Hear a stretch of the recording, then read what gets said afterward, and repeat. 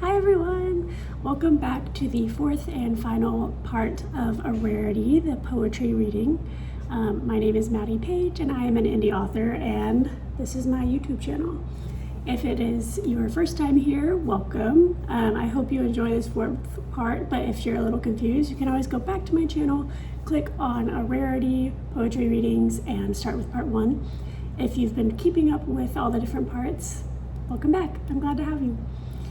So if you don't know, this is A Rarity. This is my chronic illness prose and poetry collection. It's about my life living with cystic fibrosis. And today we're reading part 4. Just a quick reminder that there are trigger warnings for, let me remind myself what the trigger warnings are. Foul language, mentions of death and thoughts of death, references to medical trauma, nothing on the page, references to the hardships of having a chronic illness, negative thoughts, attitudes, and beliefs concerning one's own body and self-worth. And by the way, I'm in a different location today, so if you see like the bag of chips and the bag of stuff, it's because we're traveling.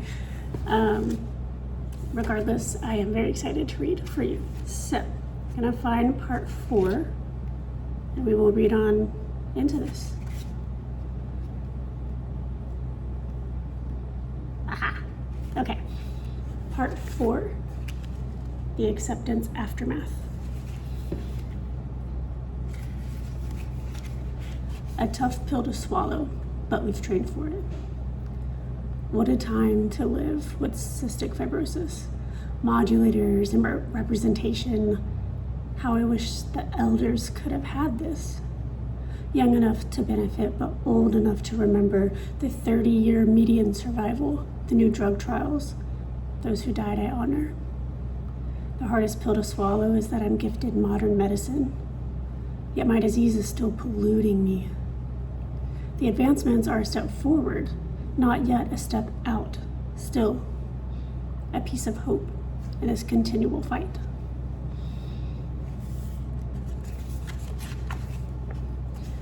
Decoy. Maybe it's not me and my rare disease, maybe it's other people needing a dose of reality.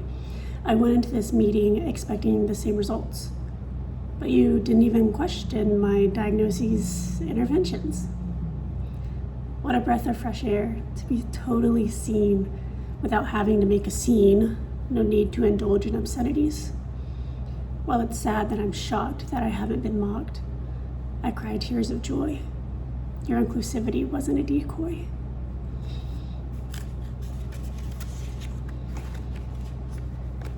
Other bodies I'd want. If all the bodies of the world lined up for the taking, I'd trek around the globe to stand in front of my own. I'm not sure that's true, but I want it to be.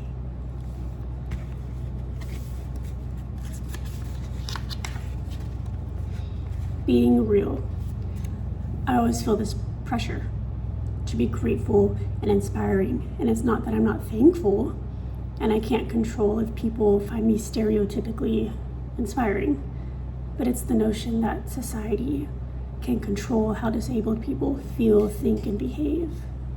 I already have one thing doing its best to control me, like puppet strings attached to my organs. I don't need another unachievable expectation pulling at my head and heart.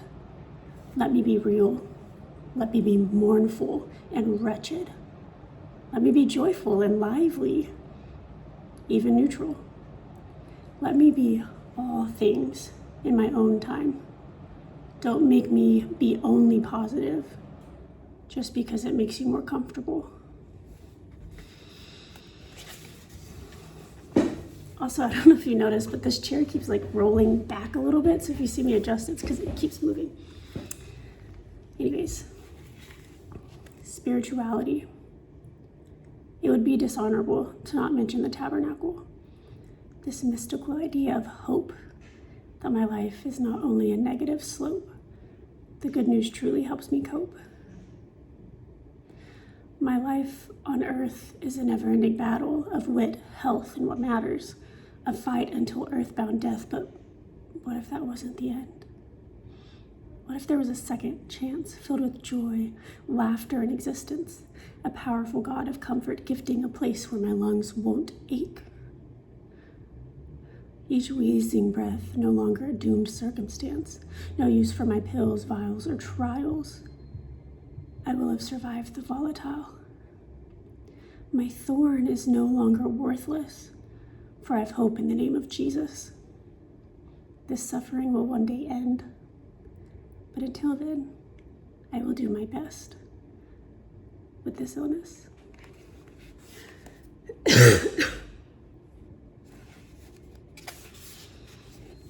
Mercies. What small mercies, O Lord, have you given me? That my medications work, that my loved ones gather around, that I am still able to seek your face in the despair of my mind. What small mercies add to the fullness of my life, to the joy I clutch onto, to the breath in my lungs as I sing your praises. These small mercies drip your glory. Like honey flowing, I drink, I taste, I know that the Lord is good.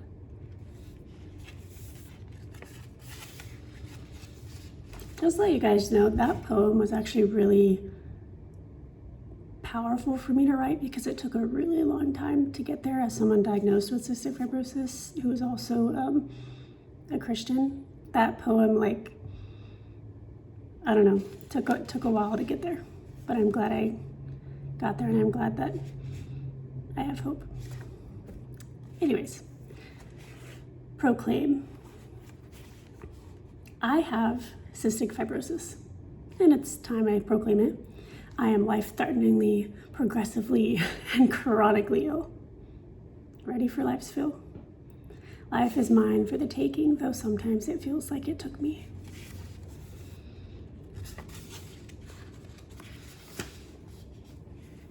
A fraction.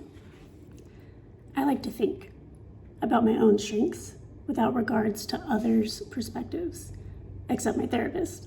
I pay her good money to break through my one-track mind. It's usually always bad, bad, bad, because brains are wired to remember the sad. But my therapist is allowed to push my psyche to be objective, to grasp onto the whispers that maybe I have something good to live for. That maybe even I am good. That maybe this illness made me flexible and empathetic.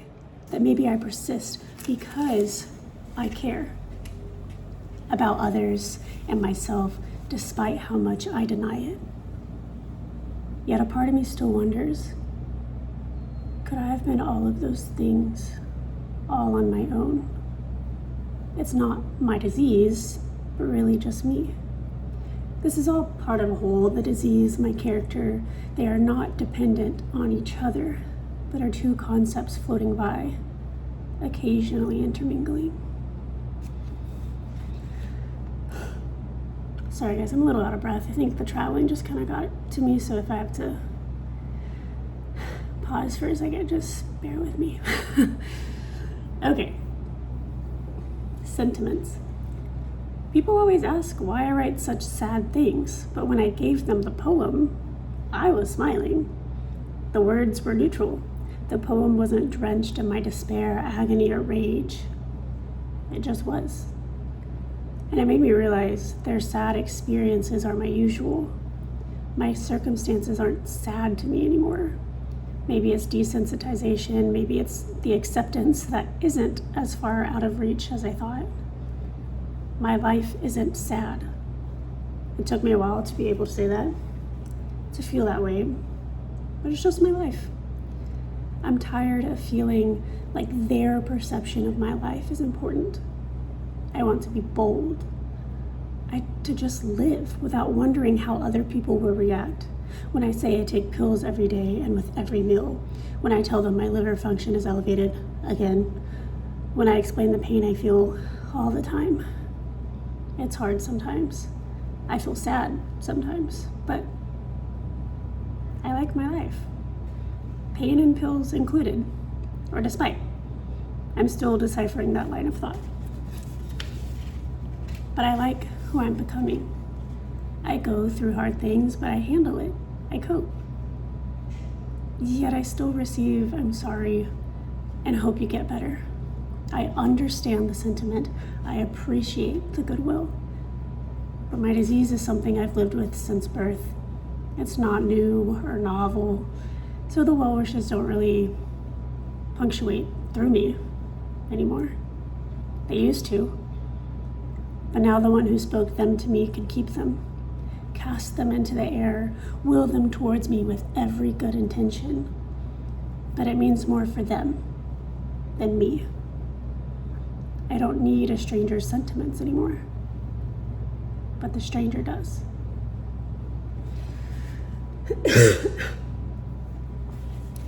The power of sisters. This is one of my favorite ones, but that's literally just because I love my sister. Okay, I think of memories visually, audibly, and emotionally, like a film reel rolling through my head with my sister, the shining star. She's been present for so much of my story. She's been present for so much of my story. She's experienced basically the same things I did. CF, enzymes, PFTs, quarterly checkups, coughing, insipid adolescent comments, transitioning to adult care, or Cambia then Trikafta. She's seen it all. She's felt it all alongside me. And there's one recurring memory I relive often, 1,000 different ways, with her. It's one of the best parts of my film reel. It's Friday night, after the day of high school classes, and the freedom that comes with no school for 2 days is bubbling up. I finish my vest and nebulizer treatments, the quiet after turning off the buzzing machine searing my mind. I finished another round of being responsible. I sneak to the darkened kitchen, using the left-on light from my bedroom to illuminate the path to our stainless steel fridge. I open the double doors, the bright LED fridge light shining on the food I set out to gather. It's stockpiled into my hands, haphazardly balancing as I grin. Cheese dip, salsa, chocolate pudding, waters. Then I trek to the dark pantry, not even needing to turn on its light to grab the tortilla chips and plastic spoons. I practically skipped to my sister's room, excited for our weekly late-night escapade. My parents are asleep across the hall, no idea that we do this every Friday. Right as I creak her wooden door open, she snaps off her nebulizer, beaming as she unbuckles her pink vest and throws it on the floor carelessly. She clears the comforter from her bread as I set down our array of fattening foods. If you didn't know, people with CF grew up being told to overeat because we wouldn't absorb half the nutrients anyways. As teenagers, we consumed food as if we were hungry whirlpools, pulling anything delicious into our stomachs. So we laid it all out, not even worried about crumbs in the bed. Blasphemous, I know. But for once, we weren't worried about anything. The yellow lights of our bedroom fall around us as animals chitter outside in the night. We start out whispering as we snack on our feast. The saltiness from the chips, just what the doctor ordered. Eventually, our whispers turn into raucous laughs while falling over as joyous, ridiculous tears stream down our cheeks. We laugh so much it turns into coughs as we reach for our waters. And I love it. We understand life with CF together, and we thrive together. Every moment with her proves that rareness is a double-edged sword we've been taught to wield. The weapon isn't as heavy when we hold it together. Our lungs might fail, but our CF voices never will. Gonna get some water.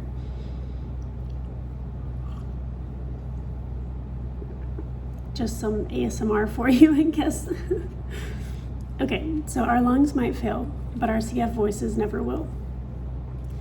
It was 2020, and I was so alone. We had just been sent home from our second semester of college because of the brewing pandemic. And my doctors recommended that I, and people like me, the blasted, satirical, immunocompromised, should quarantine until a vaccine came out, that we should shelter in place wipe down our groceries, increase our vitamin D, order prescriptions before the shortages start, wear N95 mask. And it's funny, because out of all of these rules and regulations, the masks weren't a big change to our routine, though the world acted like it was. Most of us with CF already knew the benefits of face coverings because we had been doing it since we were children. Every time we went to the doctor's office, every time we were in close quarters with other CFers, since my birth, I was told to social distance from anyone bearing similar genetics. Anyone with our rare disease was someone we kept past arm's length. The infamous 6 feet apart. It took the vaccine a year to come out for my location, which meant a year without face-to-face contact with anyone, not just other CFers. A year of online schooling, social demise, doom scrolling, and whipped coffee. Yes, I fell into that glorious trap. My sleep schedule was non-existent. I purposely stayed up till 4 a.m. just because there was nothing else to do. The morning would still come and we would still be on lockdown. People would still talk shit online and I would still be angry about it. Eventually I turned to drawing when my fingers found an old charcoal pencil and sketch pad. I drew people, places, and my first poems. I wrote down the conversations I wanted to have when I saw my friends again in person. I jotted down memories I wanted to make in the future in person. When the longing got to be destructive, I would cue the beloved doom scrolling, the trending audios, the celebrity podcast, the tragic videos. Then one day, a square photo caused a blip in the recurring depressing monotony that had become my new normal.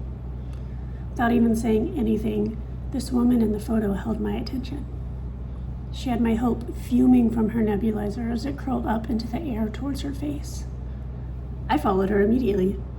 Back then, that was the only form of new social connection I had, so I scrolled and scrolled through her social media page. Lo and behold, a vest machine. The woman had CF.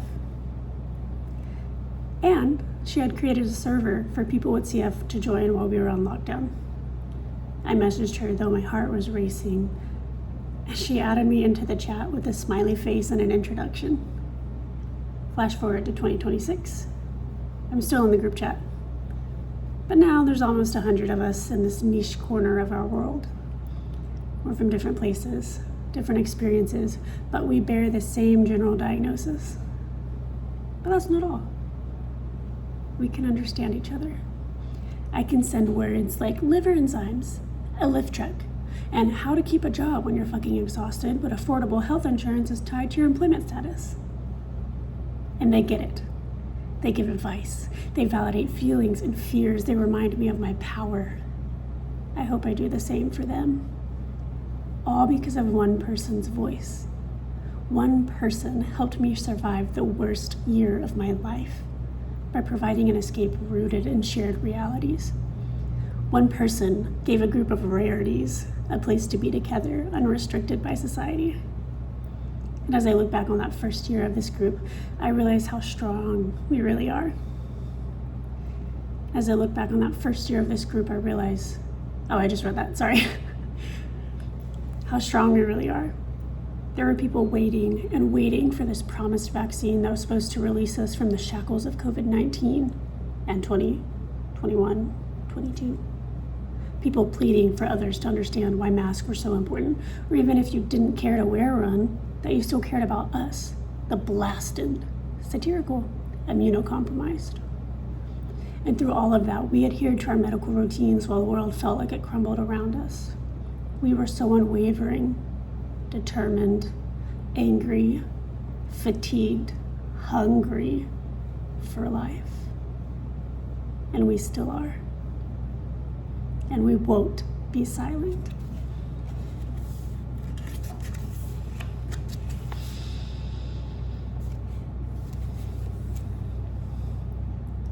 Quality over quantity. Would you rather have 1,000 cups of mediocre coffee or one just the right shade? Would you prefer hundreds of books you'd never choose or one made just for you? Would you like tens of bouquets of flowers, or one given by someone you love? Would you want to spend your days living the life of another, or have one to live your way? While quantity is a hopeful expectation, it's never a guarantee. One day you'll have the revelation that without quality, quantity is only a fabrication.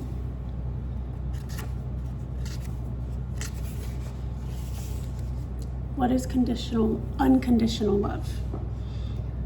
It's a stroke of a thumb on my hair as I lay on your thigh and on the heating pad. It's a done-deal chore with acknowledgement of my limited energy levels. It's soft encouragement to keep up with my pills when I really, really don't want to. It's loyalty in the form of rage on my behalf when anyone dismisses my needs. It's the celebration when a day comes with everything working, the doctors, the medicines, the insurance, my acceptance, their joy. It all comes together to create a beautiful reminder of why I'm prioritizing the steps to my survival. You are one of the reasons I want to live. You make me feel alive. Unconditional love is any person that makes the pain of surviving another day worth it. That one honestly goes out to my husband. He's great. He inspired that one. Aging, not like milk or wine, just aging. When did my youthful freckles turn into age spots I crave? The way they tan in the sun after I've persisted in it another day. How they wrinkle and stay. What a privilege it is to age. Thankful. I'm so thankful for each breath that flutters into my chest, each huff that doesn't cause a cough up. I'm so thankful for each medicine the researchers propose and the subjects that allow their existence to be studied to give the masses a glimpse at an improved body. I'm so thankful for the loved ones that are always there through hours of a hospital timeshare. I'm so thankful for my providers that do their best to understand a disease they will never live with. I am so thankful for my resilience to keep living with my many bodily horrors. I'm so thankful for the gift of life to experience darkness and light. I'm so thankful for the joys I create. I'm so thankful for words upon a page. I'm so thankful.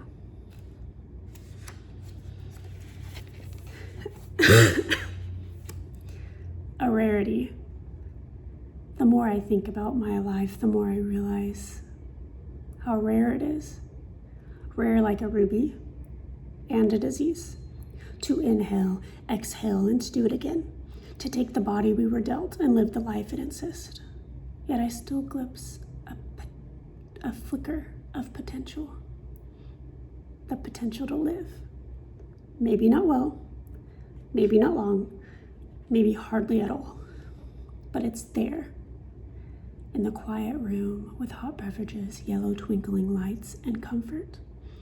In the adrenaline rush space with pulsing yells, roaring ears and euphoria. Even in the hospital room with a tumbling stomach, pricking eyes, and an inescapable defeat. Life is everywhere. Even in you, especially in you. When you cough and cry and almost die. Especially when you laugh and smile and dance for a while. What a rarity it is to be you. And even me.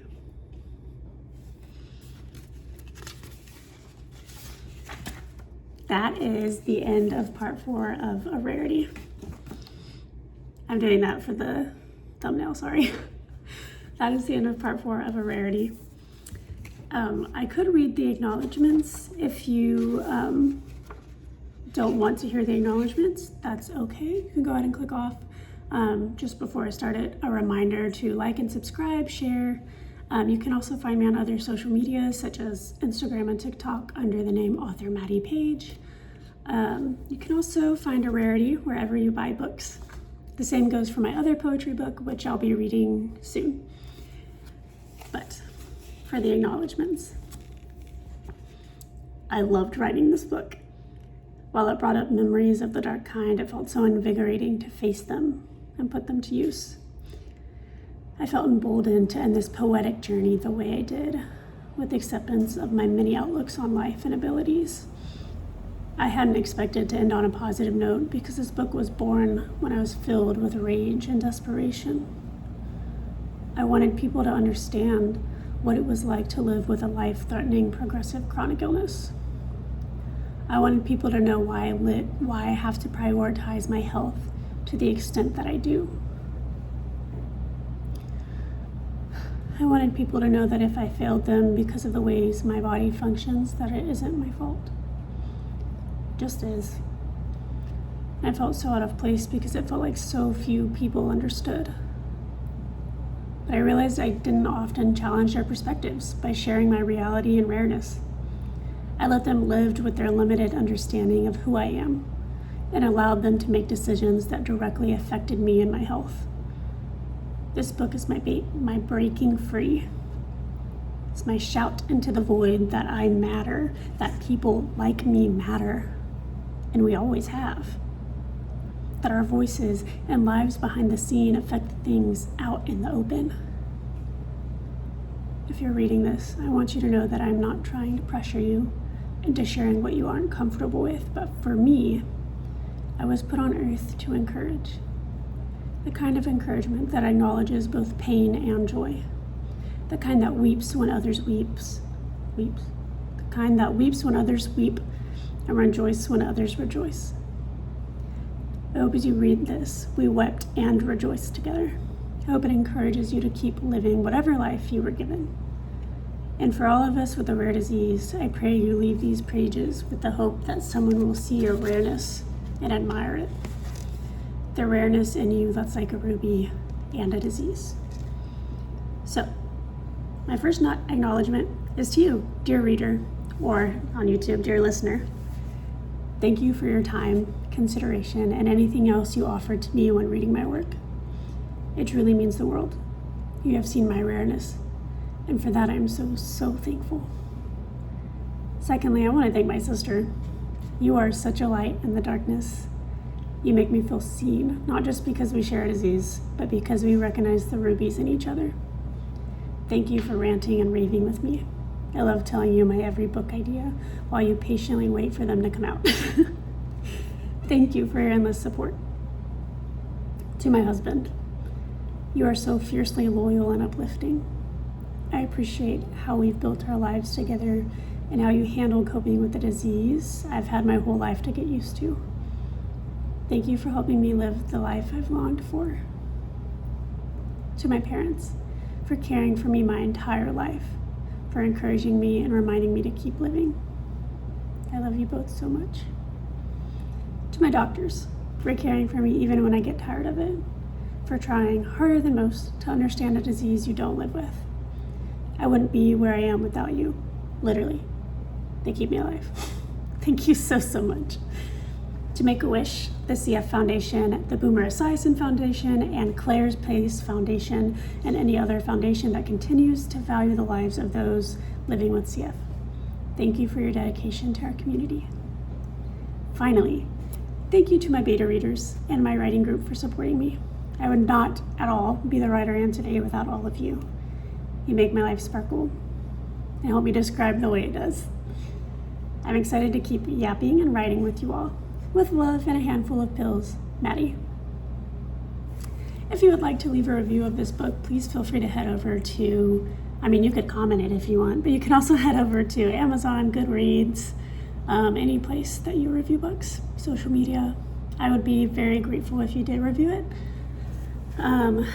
For a multitude of reasons. One, because I think if it's a good review, I always like to hear that. It's nice to know what I did well. And if it's a review that is not good, well, I still want to know what I can do better. So thank you all for your time and for joining me on this journey.